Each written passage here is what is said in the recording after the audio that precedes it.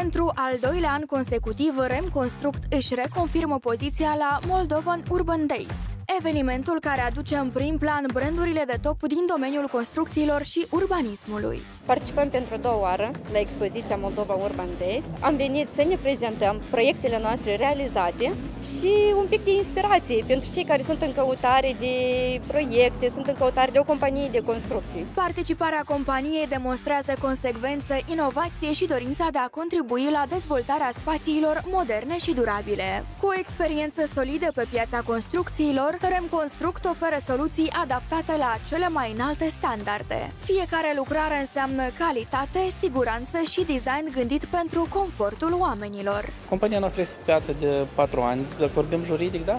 Dar în domeniul construcției eu personal mă aflu deja de 14 ani de când am finalizat facultatea. 4 ani de zile, dar avem deja case predate la cheie, cu toate lucrările executate de la A la Z.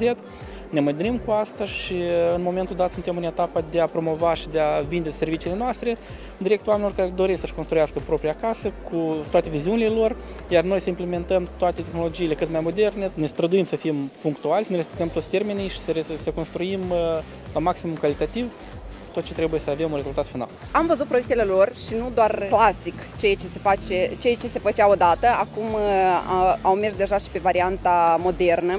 Au foarte multe proiecte la activ. La standul Remconstruct din cadrul Moldovan Urban Days, organizat la Chișinău Arena, în perioada 11-14 septembrie, vizitatorii sunt invitați să descopere proiecte noi și tehnologii inovatoare. Apreciez foarte mult dedicarea lor în aceste proiecte pentru că folosesc materiale de calitate înaltă, lucrătorii sunt foarte bine instruiți. Vă așteptăm la standul Remconstruct pentru a ne descoperi. Este o ocazie potrivită de a discuta direct cu vizitatorii, a le oferi consultanță și ghidare gratuită în construcția caselor.